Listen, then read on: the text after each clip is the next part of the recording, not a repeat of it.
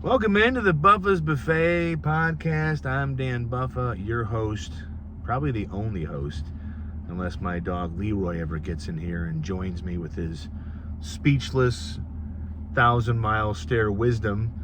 Today, the topic today is going to be The Bear, the final season of The Bear. There will be kind of a spoiler-free take on it for the first 5 to 6 minutes, and then maybe towards the end, however long this gets, there could be a little spoiler filled, but I will throw a little blocker up so the people that have not watched it. Again, the final season of FX show The Bear, the 5th season, the final season, they are done.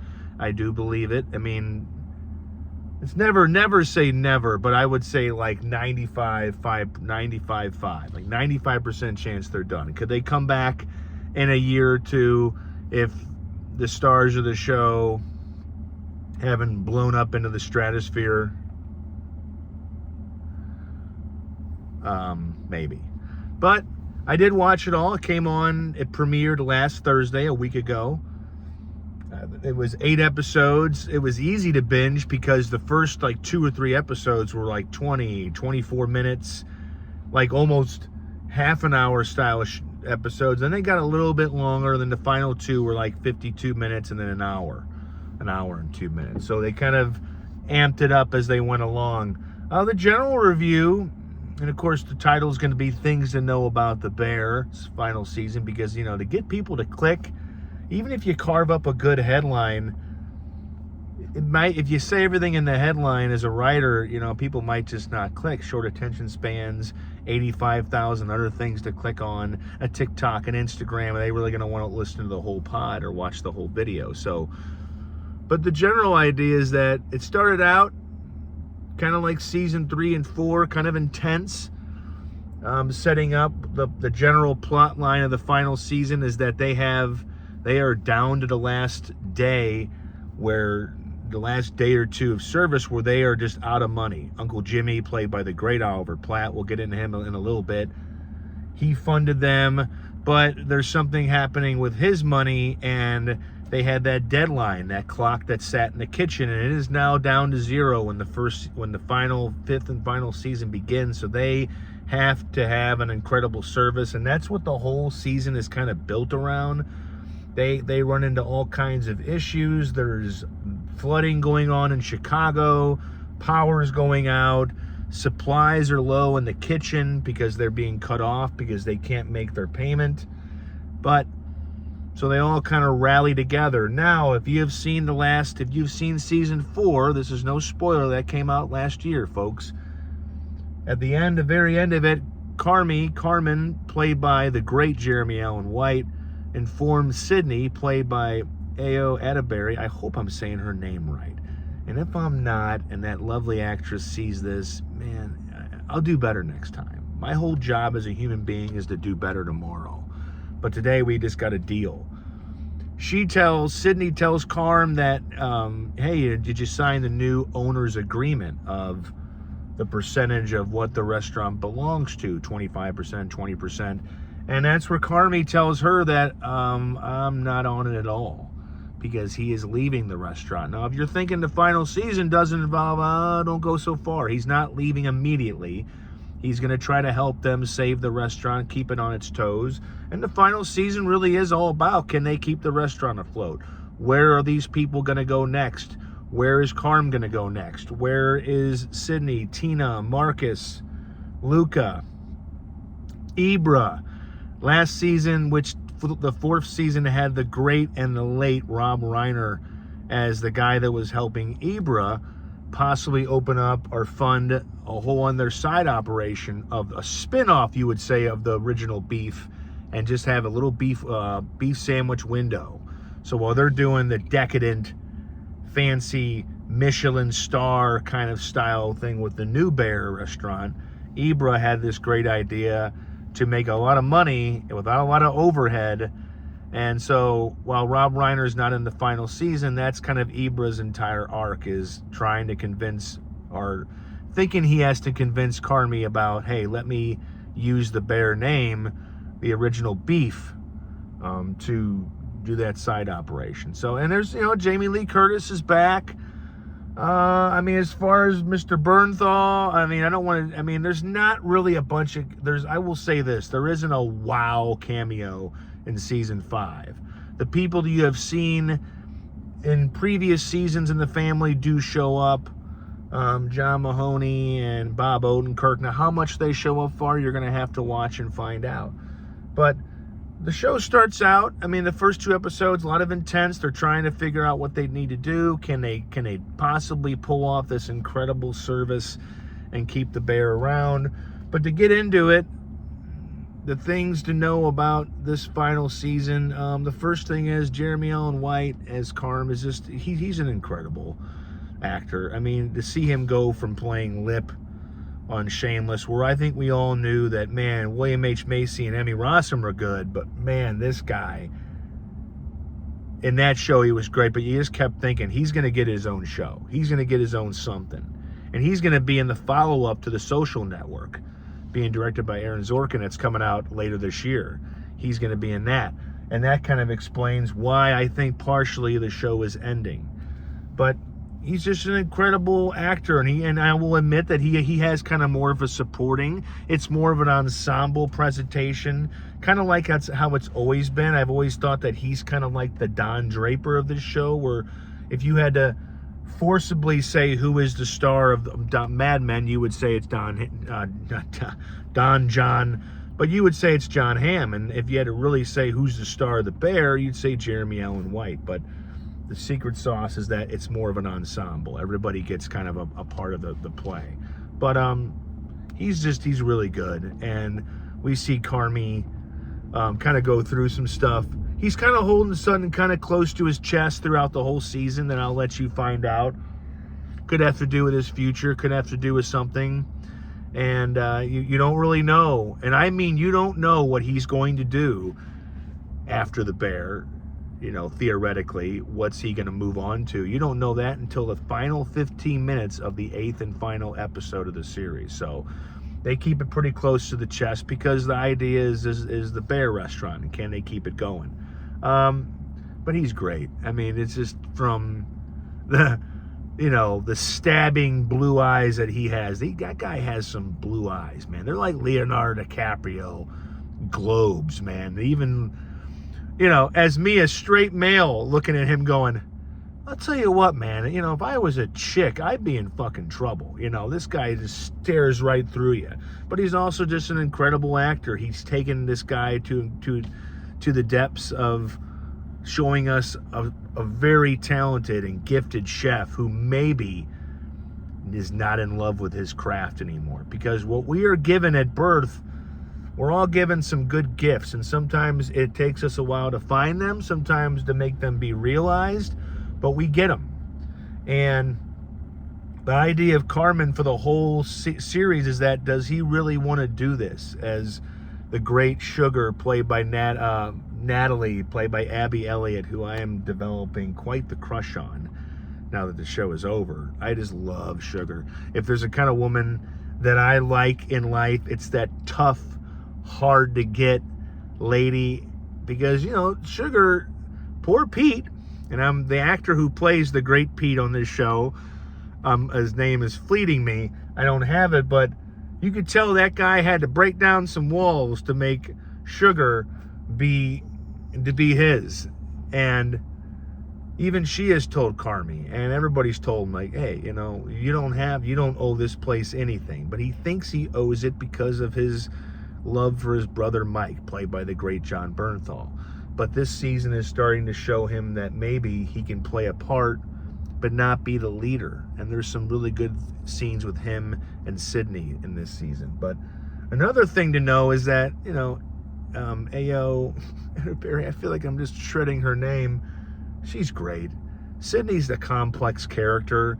She has a connection to the Bear that goes back with her dad. And of course, in the show, she lost her mom, but she loves the place. And I think over the course of the series, we have seen that she loves it the way maybe Carmy does not love it anymore. And does she have the skill set of Carmy to go with that love and that passion to be a chef?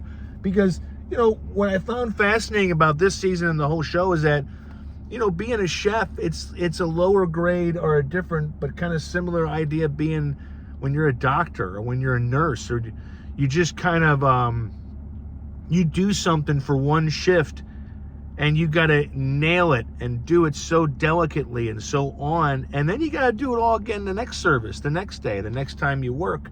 And so you have to just measure out your talent for what you're doing and your passion. And if they start to get uneven, you need a career change. But Sydney has always been, as we've seen on the show, somebody who just kind of loves it more than Carmy. And so the actress she's great. I mean, just like Jeremy Allen White, Etta Berry, who is also doing a lot of her own things in the movies over the last few years and busting out. Her star is brightening as we speak. But she puts a lot of heart and a lot of edge into that character. But man, I tell you, my favorite on the show, while I love Marcus, the sweet, tough, loyal baker who has a good arc himself with, the guy that plays Luca, who they brought over from Copenhagen. His name is also fleeting me, but he played Adam in the Guardians of the Galaxy, and Will Poulter, I think. He was also in the great movie Warfare for A24, the real true story war movie. My favorite character in the show is arguably Richie. Eben Moss Baccarat, who plays the character, has taken us on a ride of the cynical Richie. And then that magical episode called Forks, where he just kind of saw his life change. He found purpose. One of the most heartbreaking and well-played scenes in the show, I think season 2 or 3, was when Carmy goes into the basement of the restaurant and finds Richie, and he's just like talking about, I don't have any purpose. What's my purpose? And he found it when he went off to be learn a little more higher end of hospitality. And it's just the most realist character on the show that you can bump into on the street. We run into a Richie every day, a guy who, fast talker, needs that purposeful base though to spring his whole life onto.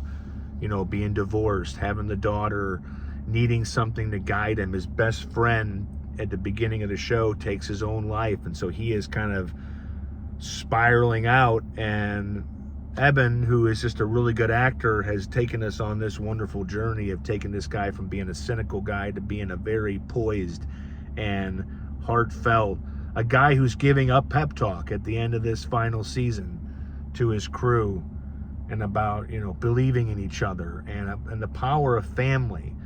If the Fast and the Furious films tried to base themselves off the ridiculousness of their stunts and action off the idea of family, The Bear has always been powered by the idea that a restaurant can feel different if it is populated with people who feel like they are family, they are dedicated and loyal to each other. No matter what is going on in their lives, they are in it to win it, and they're in it together. And nobody personifies that more over the last 2 or 3 seasons than Richie.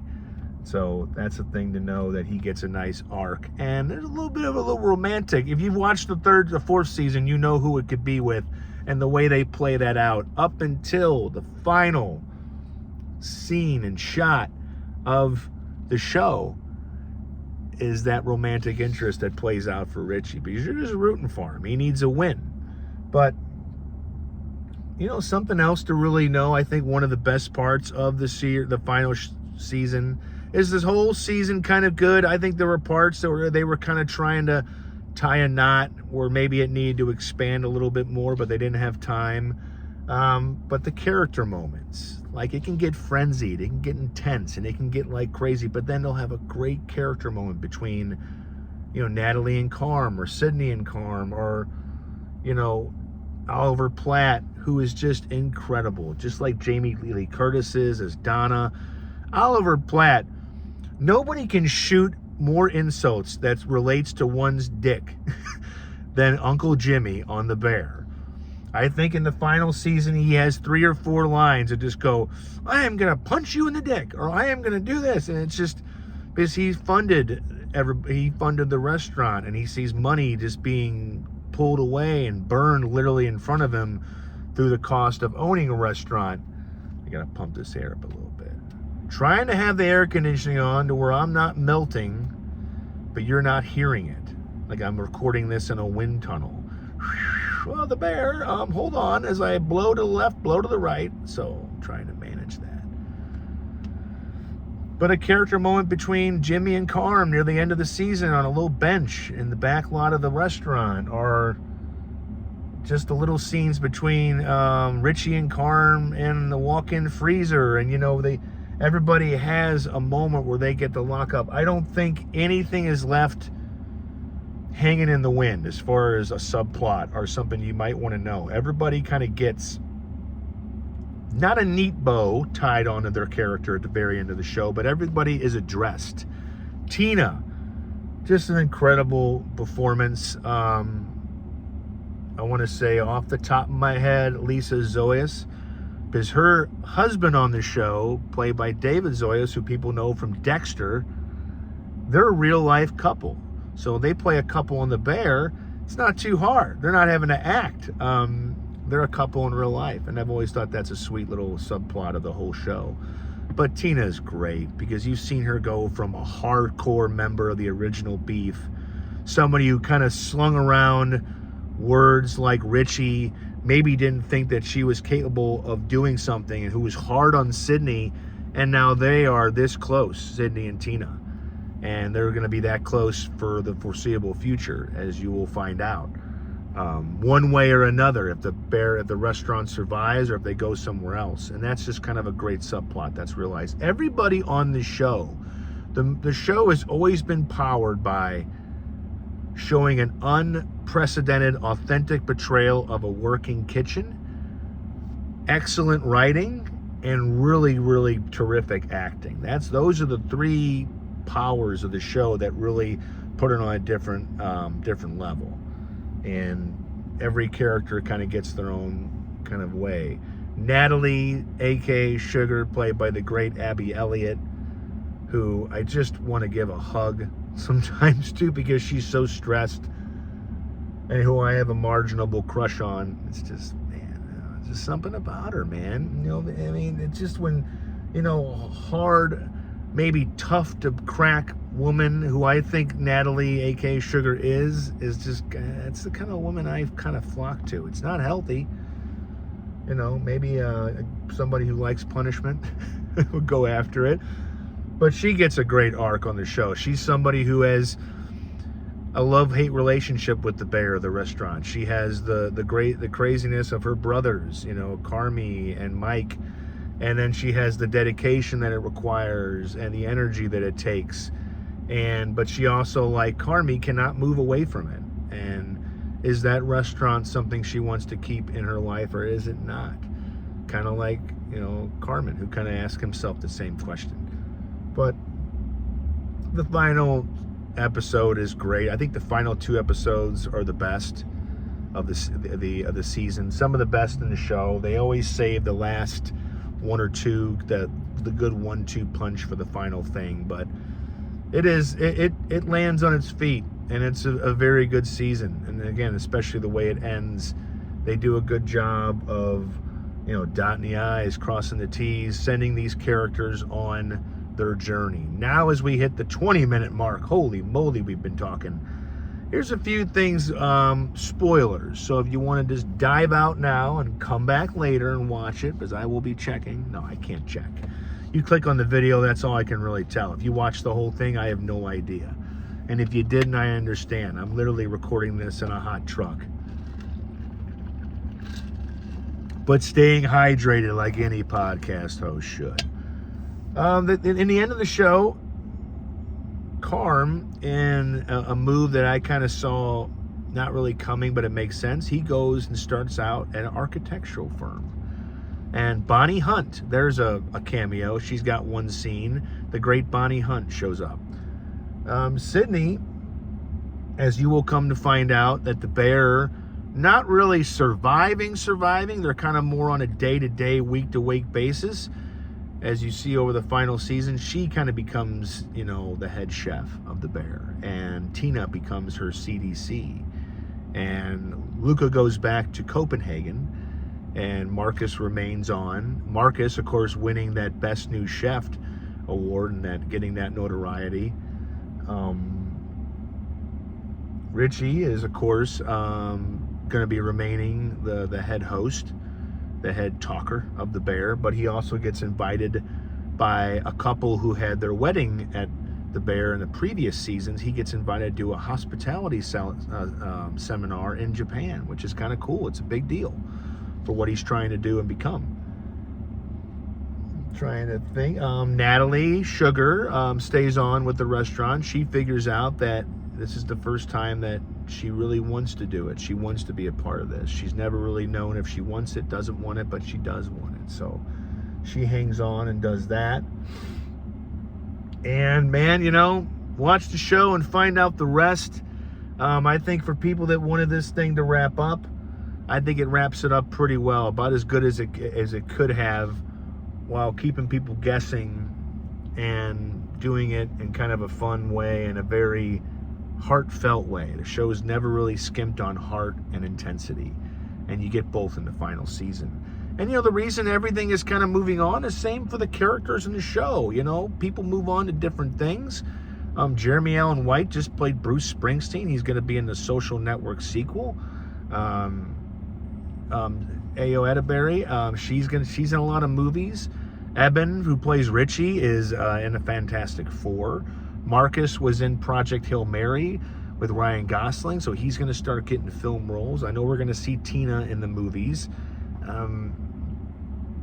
The guy who played Luca, Will Porter, he's already in the movie. So it's one of those things, and I think we're going to see Abby Elliott, Natalie. We're going to see her in the movies. And Oliver Platt, of course, came from the movies. And so everybody on the show is just kind of getting a little bigger. Not big for their britches, but just really big for the scope of a show. And I think 5 seasons is kind of what this show needed to go, without them circling and doing the same thing, which a show can do once it gets past the 4th and 5th season.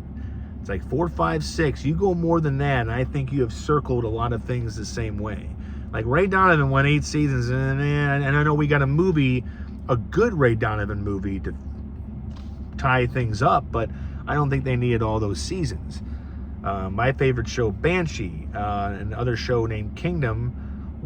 Kingdom didn't really want to end, but they only had around 3-4 seasons, and same thing for Banshee. Sopranos had 6. But I think The Bear at 5 seasons kind of did it just right. I don't think they needed to do any more. So to wrap it up, it's a good show. It's a great show.